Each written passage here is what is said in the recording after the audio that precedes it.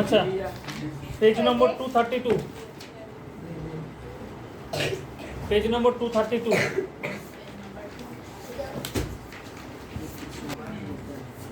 কত নম্বর করেছিলাম? কত নম্বর করেছিলাম আমরা? এক্সারসাইজ 16। আজকে আমাদের ক্লাস 2 নম্বর ক্লাস চলছে, তাই তো? ইউটিউবে দিয়ে দিব, দেখে নিবে। চলো এখন তোমরা করো অঙ্ক। কোনটা করেছিলাম? আচ্ছা, এখানে যতগুলো কোশ্চেন আছে সবগুলো একবার করে বুঝিয়ে দিচ্ছি, কারণ না বুঝালে বুঝতে পারবে না। ইম্পর্টেন্ট, সবগুলো ইম্পর্টেন্ট, পরীক্ষাতে আসার মতো কোশ্চেন আছে, ঠিক আছে? প্রত্যেকবার এখান থেকে কোশ্চেন আসে। এই যতগুলো এমসিকিউ আছে সবগুলো থেকে আসবে, 19 এবং 20-র মধ্যে। কি বলেছে? একটি বৃত্তে একটি বর্গক্ষেত্র অন্তর্লিখিত। তার মানে একটা বৃত্তের ভেতরে কি আছে? একটা বর্গক্ষেত্র অন্তর্লিখিত আছে। এই হচ্ছে একটা বর্গক্ষেত্র। তা তোমরা নিজে থেকে বের করে বলো যে বর্গক্ষেত্রের বাহুর দৈর্ঘ্য যদি 10 সেমি হয়, বর্গক্ষেত্রের বাহুর দৈর্ঘ্য 10 সেমি। 10 সেমি মানে কি? প্রত্যেকটা বাহুর দৈর্ঘ্য কত বলো? 10 করে। তাহলে আমাকে বলেছে এই বর্গক্ষেত্রের কর্ণের দৈর্ঘ্য, বৃত্তের ব্যাসের দৈর্ঘ্য কত? দেখবে ওখানে খুব সুন্দরভাবে লেখা আছে, আমি এখানে লিখতে যাবো না, শুধুমাত্র শর্টে বলবো। বৃত্তের বর্গক্ষেত্রে যেটা কর্ণ, দেখেই বুঝতে পারছো যে বর্গক্ষেত্রে যেটা কর্ণ সেটা হচ্ছে কি বর্গক্ষেত্রে যেটা কর্ণ সেটা বৃত্তের ব্যাস না? বর্গক্ষেত্রের যেটা কর্ণ সেটা বৃত্তের ব্যাস না? বর্গক্ষেত্রের কর্ণের দৈর্ঘ্য কি জানো? এটা তোমরা ছোটবেলায় করেছো ক্লাস 8-এ। বর্গক্ষেত্রের কর্ণের দৈর্ঘ্য হচ্ছে বাহু ইন্টু √2 বা a√2। তবে এটা দৈর্ঘ্য কত হয়ে যাবে? 10√2 হয়ে গেল অ্যান্সার। ঠিক আছে, করার দরকারই নেই। এবং কোশ্চেনগুলো আমরা করবো কি করে? আমি তোমাদের বলেছিলাম, যেহেতু 1 নম্বরের কোশ্চেন করার জন্য কি করবে? এরকমভাবে বক্স করে করতে বলেছিলাম, তাই না? 1 নম্বরের কোশ্চেনগুলো করার ক্ষেত্রে আমি বলেছিলাম যে এরকমভাবে বক্স করে করবে। এখানে তোমাকে শুধুমাত্র কিছুই করতে হবে না, যে 3 নম্বরটা নাম দেবো। এবার তোমাদের দেখবে যে ফেয়ার খাতায় কী করা আছে, ডিটেলসে করে দেওয়া আছে। ফেয়ার খাতায় দেখবে ডিটেলসে করে দেওয়া আছে, কিন্তু 1 নম্বরের কোশ্চেনগুলো আমরা কী করবো? ডিরেক্টলি অ্যান্সার করতে পারবো। এটা যেমন সূত্র জানা থাকলে তোমার হয়ে যাবে যে বর্গক্ষেত্রে যেটা কর্ণ সেটা হচ্ছে বৃত্তের ব্যাস। দেখবে ফেয়ার খাতা লেখা আছে, তোমরা খাতা দেখে টুকে নিও, ঠিক আছে? খাতা দেখে টুকে নিও। এবার নিজে হ্যাঁ বৃত্তের ব্যাসের অ্যান্সার ভুল লেখা আছে।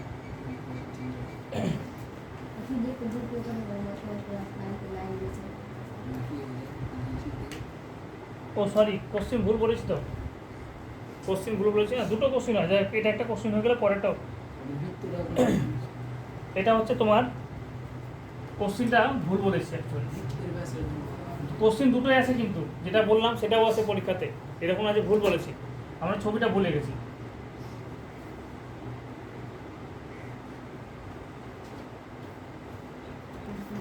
একটি বৃত্ত একটি বর্গক্ষেত্রে অন্তর্লিখিত। তোমাদের কোশ্চেন বলেছে এটা।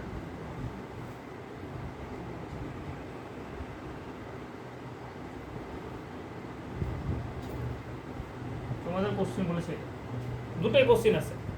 বলেছে একটি বৃত্ত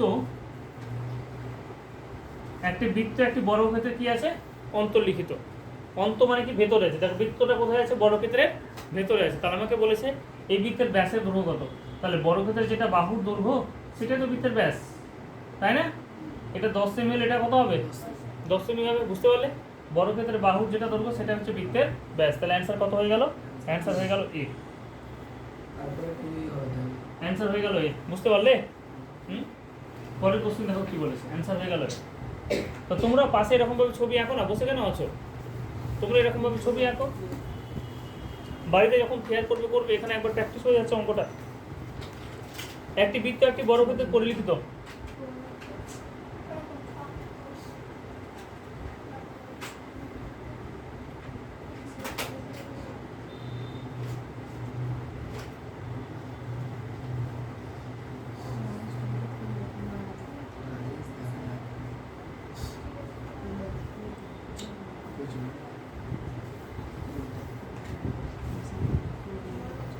কি বলেছে দেখো, একটি বৃত্ত একটি বর্গক্ষেত্রে পরিলিখিত। বর্গক্ষেত্রের বাহুর দৈর্ঘ্য 5 সেমি হলে বর্গক্ষেত্রের বাহুর দৈর্ঘ্য 5 সেমি হলে আমাকে বলেছে যে বৃত্তের ব্যাসের দৈর্ঘ্য কত। তাহলে কি হয়ে যাবে, একটু আগে বললাম যে বৃত্তের ব্যাস বর্গক্ষেত্রে কি হচ্ছে কর্ণ, বৃত্তের ব্যাস বর্গক্ষেত্রে কি গো কর্ণ। তাহলে অ্যান্সার কত হয়ে গেল, ছবি আঁকলে অ্যান্সার বেরিয়ে আসে, সেটা হচ্ছে এ। 4টা হয়ে গেল অ্যান্সার এ। ঠিক আছে, কিছু করতে হবে না, 5টা চলে এসো, 5টা। একটি বৃত্তাকার বলয় 5 সেমি চওড়া, বৃত্তের বহির্ব্যাসার্ধ দৈর্ঘ্য এবং অন্তর্ব্যাসার্ধ দৈর্ঘ্য কত অন্তর। তাহলে এটা 5 সেমি হবে। ঠিক আছে, শোনো আমি তোমাকে ছবিটাকে দেখিয়ে দিচ্ছি। এটা হচ্ছে বৃত্তাকার বলয়। বলয় কেমন হয় জানো তো, মাঝখানটা কি হয় বলতো, একটু মোটা হয়, আর এই জায়গাটার ভেতরেরটা কি হয়, ফাঁপা হয়। তোমরা বালা পড়েছো তো, বালা, ঠিক আছে, তো বালাটা কি হয় দেখো, এইটুকু মেটাল দিয়ে তৈরি না, বাইরের পোর্শনটা, এই যে বাইরের পোর্শনটা যেটা আছে, এই যে বাইরের পোর্শনটা, এটা একটা মেটাল দিয়ে তৈরি, মাঝখানটা পুরো ফাঁপা থাকে, যেহেতু হাতটা ভিতরে যায়। তাহলে আমাকে বলেছে যে বৃত্তাকার বলয় 5 সেমি চওড়া। এই শোনো, এটা হচ্ছে 5 সেমি চওড়া, এদিকে তাকাও না, এটা হচ্ছে 5 সেমি চওড়া এইটুকুটা। তাহলে আমাকে বলেছে বৃত্তের বহির্ব্যাসার্ধ দৈর্ঘ্য এবং অন্তর্ব্যাসার্ধ দৈর্ঘ্যের অন্তর কোনটা হবে। এই দেখো, এদিকে তাকাও তো গাইস, এটা হচ্ছে বহির্ব্যাসার্ধ আর এটা হচ্ছে অন্তর্ব্যাসার্ধ।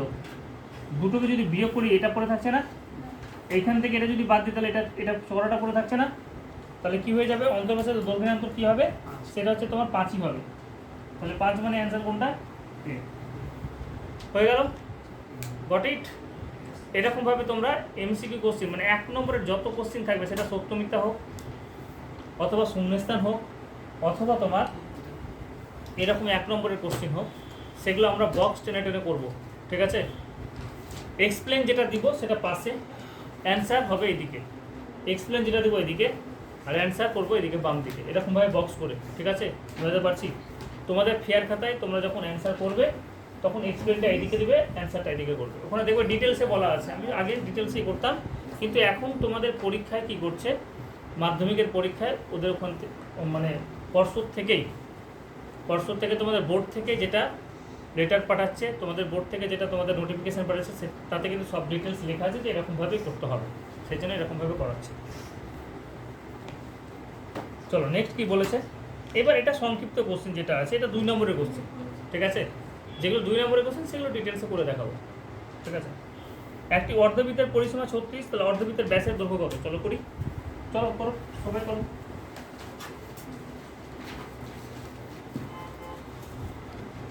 গাইস এদিকে দেখো, কোশ্চেন নাম্বার 20। একটি অর্ধবৃত্তের পরিসীমা, শোনো, একটা অর্ধবৃত্ত এদিকে আঁকলাম, আমি লেখাটা লিখছি না, ধরে নিলাম যে অর্ধবৃত্তের ব্যাসার্ধ কত আর। ঠিক আছে, তাহলে অর্ধবৃত্ত যদি ব্যাসার্ধ আর হয়, তাহলে অর্ধবৃত্তের পরিসীমা কত বলো। তোমাদের করেছিলাম অর্ধবৃত্তের পরিসীমা পায়ার প্লাস 2r, এটা সমান কত বলে দিয়েছে, কত বলেছে গাইস, 36। কিছুই করতে হবে না, যে ধরি অর্ধবৃত্তের ব্যাসার্ধ আর, প্রশ্ন অনুসারে পায়ার প্লাস 2r, তাহলে কত হয়ে গেল 36। তাহলে তুমি কমন নিলে তুমি রাফ ক্যালকুলেশন যেখানে করো, একবার ক্যালকুলেশন করে যাও, 22 7 প্লাস 2, নাহলে বুঝতে পারবে না। 36 7 2 14, দেখো 7 2 14 আর 22 কত হয়ে গেল, 22 প্লাস 14 বাই কত 7,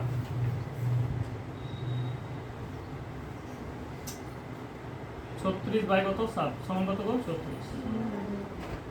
এরপর আর সমান কত পেলাম, আমাকে চেয়েছে কি, ব্যাসের দৈর্ঘ্য চেয়েছে। তাহলে আর সমান যদি 7 হয়, তাহলে 2r সমান কত গো 14, আর সমান যদি 7 হয়, তাহলে 2r সমান কত হবে, তাহলে নিম্ন ব্যাসের দৈর্ঘ্য কত হয়ে গেল 14 সেমি।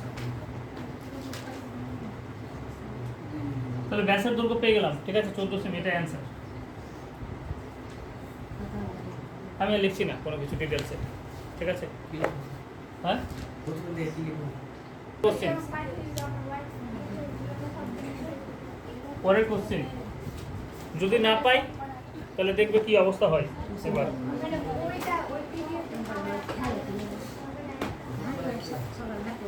একটি ঘড়ির, গাইস সেদিকে তাকাও, একটি ঘড়ির মিনিটের কাটার দৈর্ঘ্য 7 সেমি, 90 ডিগ্রি কোণ ঘুরতে মিনিটের কাটা কত দৈর্ঘ্য ঘুরবে। আমি পাশে ছবিটা একটি বোঝার জন্য, এটা হচ্ছে মিনিটের কাটা, ঠিক আছে। আচ্ছা বলেছে 90 ডিগ্রি কোণ ঘুরতে, এদিকে তাকাও না। 90 ডিগ্রি যদি হয় তাহলে এখানে নিশ্চয়ই এখানে থাকবে কাটাটা। এটা 12, এটা কত 3, 6, 9। তাহলে যখন মিনিটের কাটা এখানে আসবে তখন অ্যাঙ্গেলটা কত হলো? 90 ডিগ্রি। ঠিক আছে, তাহলে 90 ডিগ্রি ঘুরতে মিনিটের কাটা কত দৈর্ঘ্য ঘুরবে? তাহলে এবার ভালো করে বুঝো।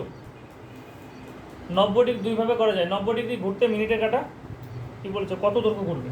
তাহলে একবার পুরোটা ঘোরা মানে কত? 360 ডিগ্রি ঘোরা। একবার পুরোটা ঘোরা মানে হচ্ছে 360 ডিগ্রি ঘোরা। তাহলে যখন ও 360 ডিগ্রি ঘুরছে, পুরোটা যখন 360 ডিগ্রি ঘুরছে তখন কত পরিধি অতিক্রম করছে গো? যখন 360 ডিগ্রি ঘুরছে তাহলে আমরা বলবো ঘড়ির কাঁটা একবার প্রদক্ষিণ করলে 360 ডিগ্রি অতিক্রম করে, অর্থাৎ 2 পায়ের পথ অতিক্রম করে। দেখবে লেখা আছে ল্যাঙ্গুয়েজে। তাহলে দেওয়ার পর 90 ডিগ্রি অতিক্রম করতে, 90 ডিগ্রি অতিক্রম করলে যে পথ প্রদক্ষিণ করে তা হলো 2π/360 ইন্টু কত হয়ে গেল 90 ডিগ্রি। দেখো আমি ওই ঠিক নেমে করছি। 360 ডিগ্রি ঘোরা মানে কতটা ঘোরা? 2 পায়ের ঘোরা না? তাহলে 1 ডিগ্রি ঘোরা মানে কতটা ঘোরা? 2π/360। ও ঘুরবে কত ডিগ্রি? তাহলে 2π/360 ইন্টু কত? ঠিক আছে, বোঝা গেল। তাহলে আমরা ডিরেক্টলি বলে দেবো অ্যান্সার আমাদের কোনটা হবে। আচ্ছা এবার দেখো 2 পাই মানে কত গো? আর এখানে একটা 7, নিচে হচ্ছে 360 ইন্টু 90। ক্যালকুলেশন করো। হ্যাঁ, পায়ের মান হচ্ছে 22-এর 7। তাহলে 22 দিয়ে কত হলো? 44। সরি এখানে 4 দিয়ে কাট, 2 দিয়ে কাটো এটা।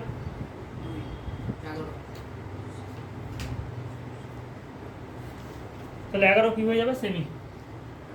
এটা রাফ ক্যালকুলেশন তুমি করলে, জাস্ট এখানে বাড়িতে গিয়ে কী করবে? ফেয়ার ক্যালকুলেশন করবে। ফেয়ার করার সময় তোমাদের আরেকটা জিনিস বলে দিচ্ছি, এটা টোকো তার দিয়ে বলে দিচ্ছি। আচ্ছা তাকাও,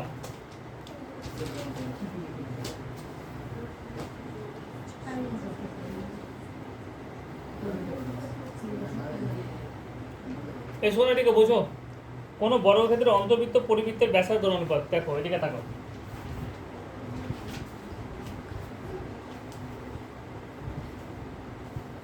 ছবিটা বোঝো। একটা বৃত্ত কোথায় আছে? ভিতরে। একটা বৃত্ত ভেতরে আছে, আর একটা বৃত্ত কোথায় আছে?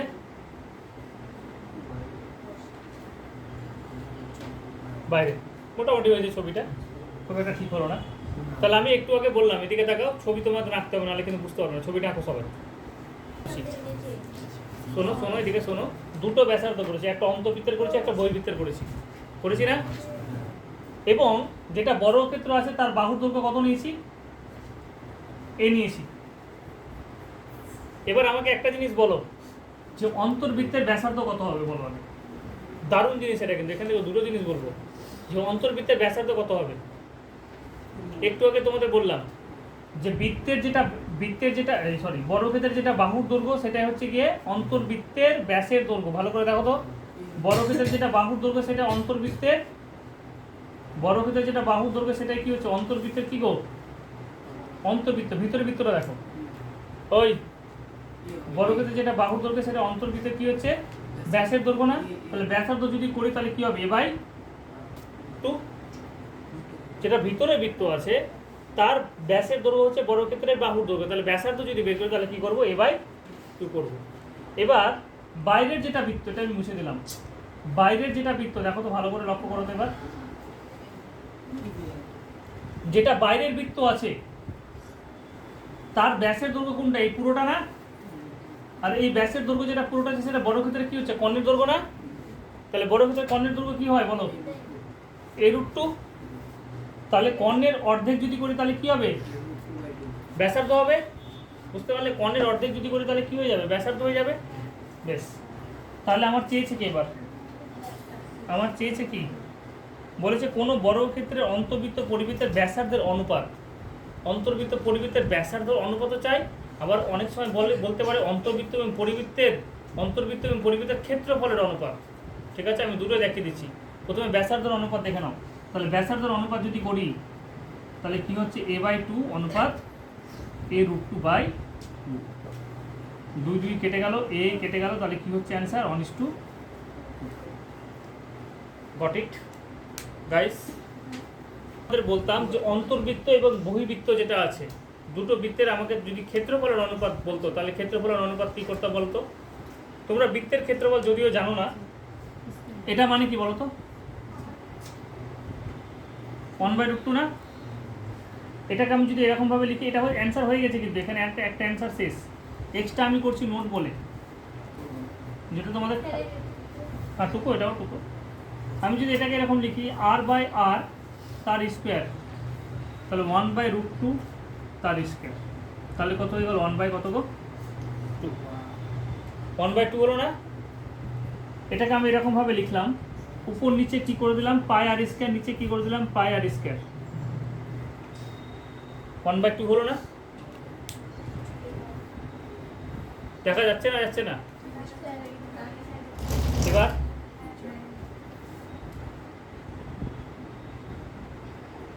যখন যেটা ল্যাঙ্গুয়েজগুলো শুনবে, কি বললাম যে বৃত্তের ব্যাসার্ধের অনুপাত যদি বলে তাহলে 1:√2, কিন্তু বৃত্তের ক্ষেত্রফলের অনুপাত যদি বলে, অন্তর্বৃত্ত এবং বহির্বৃত্তের ক্ষেত্রফলের অনুপাত যদি বলে, তাহলে অন্তর্বৃত্তে দেখো, অন্তর্বৃত্তের ক্ষেত্রফল মানে ব্যাসার্ধ কত r, তাহলে ক্ষেত্রফল হচ্ছে πr²। আমরা এই চ্যাপ্টার করব, বৃত্তের ক্ষেত্রফল হচ্ছে πr²। ঠিক আছে, একটু তোমাদের পরিধি করাচ্ছি, বৃত্তের ক্ষেত্রফলটা শুধু জেনে রাখা এখন, πr²। এটা উপর নিচে কি করলাম, এদিকে দেখাও না, এখানে বর্গ করলাম, r² হলো। এবার কি করলাম, উপর নিচে আমি পাই দিয়ে গুণ করে দিয়েছি, পাই দিয়ে গুণ করা মানে এটা হচ্ছে অন্তর্বৃত্তের ক্ষেত্রফল, এটা মানে হচ্ছে গিয়ে বহির্বৃত্তের ক্ষেত্রফল। তাহলে অনুপাত কত হবে? 1:2 হবে। বুঝতে পারলে? আপাতত এটা টুকে রাখো, পরে কাজে লাগবে তোমাদের। নেক্সট কোশ্চেন কি বলেছে দেখো,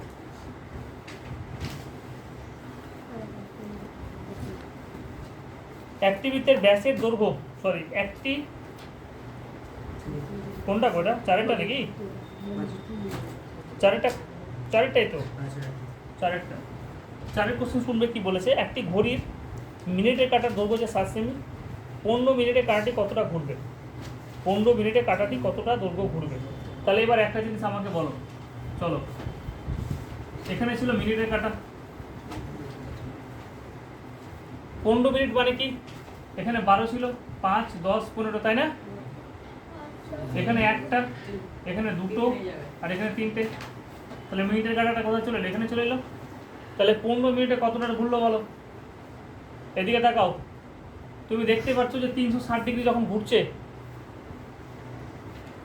পুরো 60 মিনিটে কতটা ঘুরে?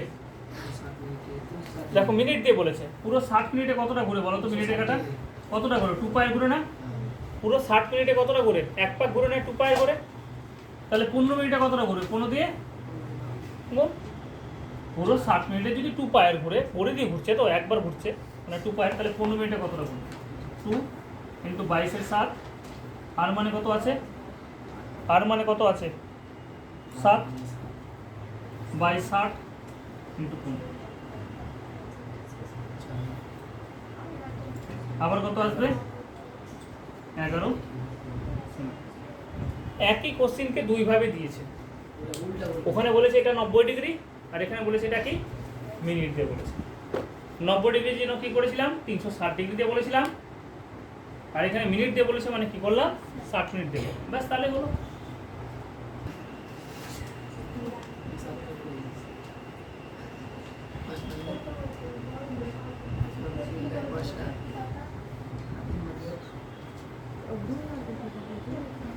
চলো কি বলেছে দেখো, একটি বৃত্তের ব্যাসের দৈর্ঘ্য এবং একটি বর্গক্ষেত্রের বাহুর দৈর্ঘ্য সমান।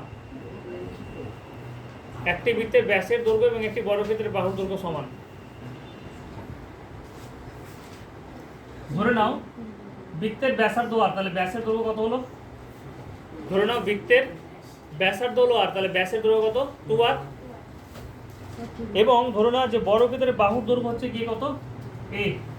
দুটো সমান, বর্গক্ষেত্রের বাহুর দৈর্ঘ্য a, বৃত্তের ব্যাসের দৈর্ঘ্য কত? 2r। তাহলে এখান থেকে আমি একটা সম্পর্ক পাচ্ছি যে r সমান হচ্ছে কি বলো?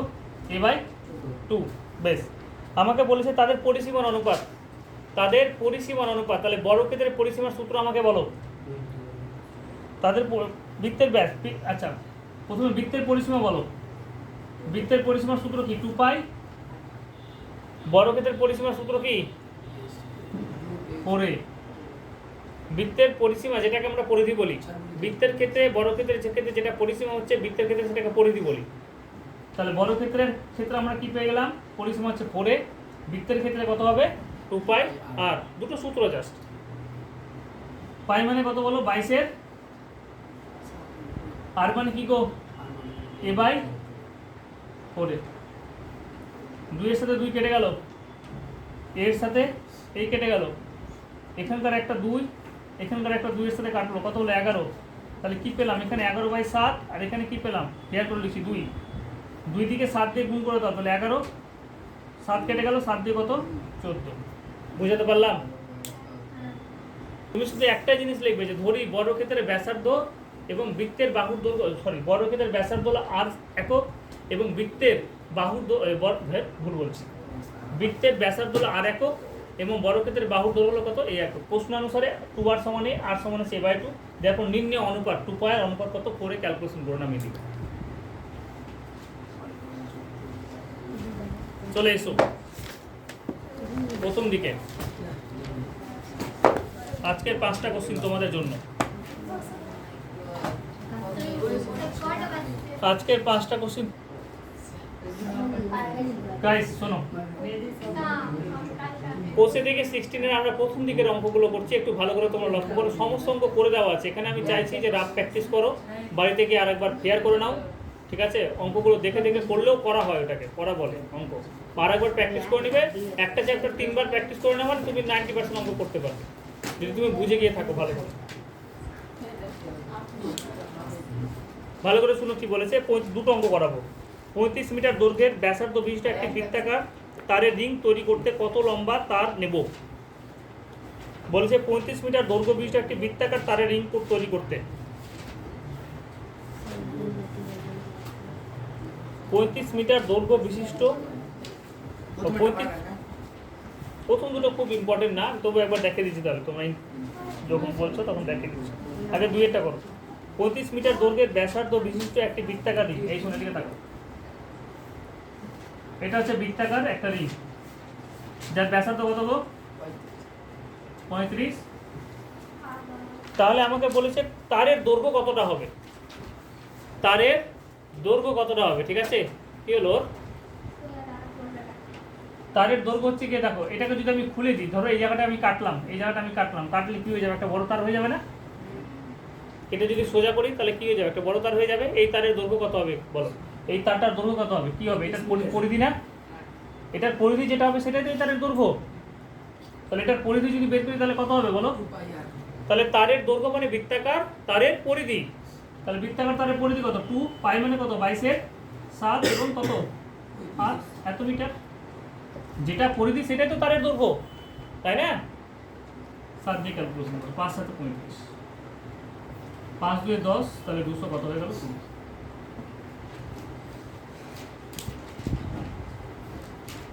ল্যাঙ্গুয়েজ কি লিখবো, ল্যাঙ্গুয়েজ তুমি নিজে লিখতে পারবে। ধরি বৃত্তাকার তারের ব্যাসার্ধ হচ্ছে কি কত, আর বৃত্তাকার তারের ব্যাসার্ধ কত বলে দিয়েছে 35 মিটার, তাহলে ধরারও কোনো কিছু নেই, বৃত্তাকার তারের ব্যাসার্ধ 35 মিটার, দেয়ারপর নিম্ন তারের দৈর্ঘ্য সমান হচ্ছে বৃত্তের পরিধি সমান হচ্ছে 220 মিটার।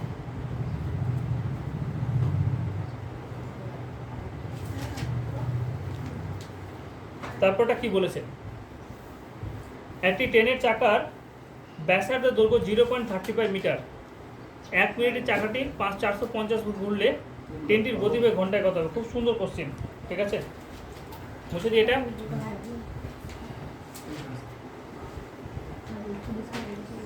একটি ট্রেনের চাকার ব্যাসার্ধ হচ্ছে আমাকে বলে দিয়েছে, ব্যাসার্ধ কত আছে 0.35 মিটার। তোমাদের জন্য আমি ছবি এঁকে দিচ্ছি, 0.35 মিটার হচ্ছে ব্যাসার্ধ। বলছে 1 মিনিটে চাকাটা যদি 450 বার ঘুরে তাহলে ট্রেনটির গতিবেগ কত হবে? আচ্ছা এবার একটা জিনিস আমাকে বলো তো, এদিকে তাকাও, এটা দুইয়েরটা শোন, এদিকে একটা জিনিস বুঝে নাও, কি আচ্ছা একটা জিনিস শুন, এটা হচ্ছে একটা চাকা, চাকাগুলো কীভাবে এরকমভাবে ঘুরে ঘুরে সামনের দিকে যায় না, যায় তো সামনের দিকে ঘুরে ঘুরে, তাহলে একটা চাকা একবার যদি ঘুরে তাহলে ঘুরে কতটা পথ যায় জানো? একটা চাকা যদি একবার টোটাল ঘুরে তাহলে কতটা পথ যায় শোনো, না এই যে চাকাটা একবার যদি ঘুরে সামনের দিকে এখানে এলো, তাহলে তুমি যদি এইখান থেকে এটার হিসাব করো তাহলে দেখবে এইটার যেটা দৈর্ঘ্য সেটা এটার পরিধির সাথে সমান হবে। তবে এটা কতটা হবে? তাহলে একবার ঘুরে কোনো একটা চাকা যেই পথ অতিক্রম করবে সেটা হচ্ছে ওই চাকার পরিধি। বোঝা গেল ব্যাপারটা? একবার ঘুরে যে পথটা যাবে সেটা হচ্ছে ওই চাকার পরিধি। কোনো একটা চাকা একবার ঘুরে যে পথটা যাবে সেটা হচ্ছে ওই চাকার পরিধি। তাহলে কতবার ঘুরেছে বলো? 450 বার ঘুরেছে না? 450 বার। তাহলে চাকাটা 450 বার ঘুরে, দেখো ল্যাঙ্গুয়েজে কি লিখবো? চাকাটি 450 বার ঘুরে, আমি প্রথমে বলে দিচ্ছি, ধরেই হচ্ছে ব্যাসার্ধ তো তোমাকে দিয়ে দিয়েছে, বৃত্তের ব্যাসার্ধ কত, চাকার ব্যাসার্ধ 0.35 মিটার। তাহলে আমরা জানি যে একটি চাকা একবার ঘুরে যে পরিমাণ পথ অতিক্রম করে তা হলো চাকার পরিধি। তারপর 450 বার ঘুরলে চাকাটি যে পথ অতিক্রম করে তা হলো 450 ইন্টু এর পরিধি মানে কত? 2, পাই মানে কত? 22/7, আর আর মানে কত? 0.35 হয়ে গেল। এত মিটার অতিক্রম দূরত্ব, এত মিটার। তাহলে যে পথটা অতিক্রম করছে সেটা আমি পেয়ে গেলাম। 450 বার ঘুরে চাকাটা যে পথ অতিক্রম করছে সেটা আমি পেয়ে গেলাম। তাহলে কতটা হচ্ছে? দারুণ লাগবে অঙ্ক করতে গেলো কিন্তু। দেখো ক্যালকুলেশন করো। দেখো এটা আমি একটা লাইন তোমাদের জন্য করলাম, আমি তোমাদের জন্য আর একটা লাইন করলাম। চলো 35 এখান থেকে তুলে নাও, এটা 100 হচ্ছে না? তাহলে এখানে দেখো 35, এখানে 0.2 ঘর আগে আছে, 2 ঘর আগে আছে। তাহলে 35 বলো 10 জন্য 1 আর 2 শূন্য। তাহলে ক্যালকুলেশন করো। 5, এই একটা শূন্যর সাথে একটা শূন্য কাটলো, 2 এর সাথে কাটো, কত হচ্ছে? 5, 5 এর সাথে 5 কেটে দাও। তাহলে 45 2 90 এর শূন্য, 45 2 90, 990 মিটার। 990 মিটার, ঠিক আছে?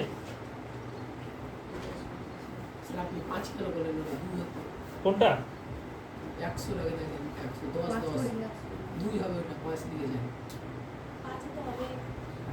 আমি বলে দিচ্ছি, দেখো 7 5 কত? 35, একটা শূন্যর সাথে একটা শূন্য কাটলো, 5 এর সাথে 5 এর সাথে কাটলে এটা 2 হচ্ছে গো।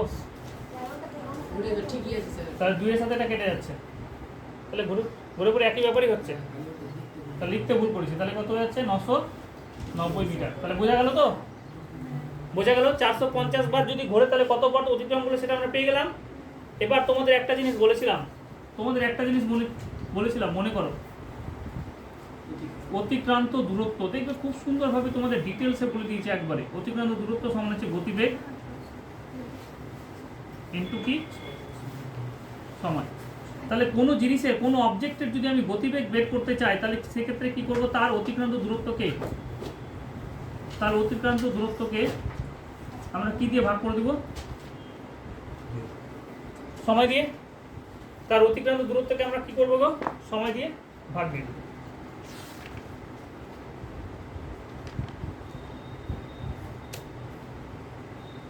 অতিক্রান্ত দূরত্বকে আমরা, তোমার শরীর কি খারাপ করছে? তোমাদের অ্যান্সারটা দেখিও কিসে আছে, অ্যান্সার একটু দেখো কোন এককে আছে।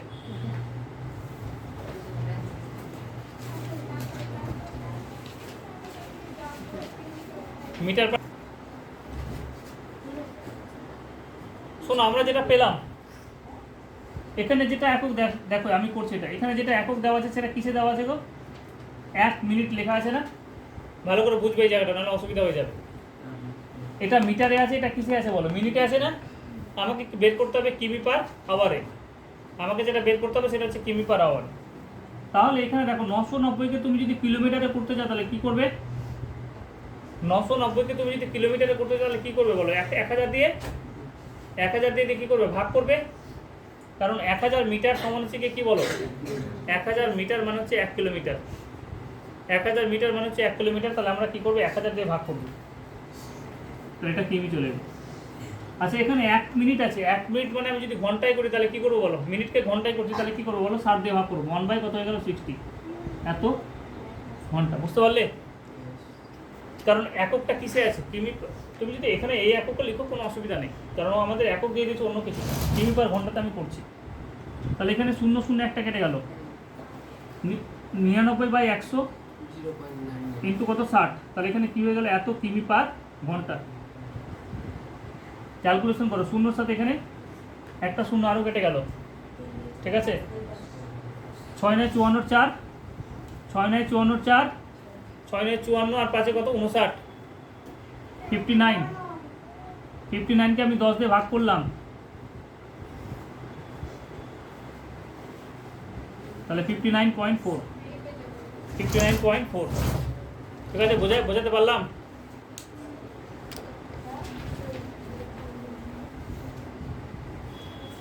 তোমাদের খাতায় দেখ, নেক্সট ক্লাসে আমরা এই চ্যাপ্টারটাকে বাইন্ড করব।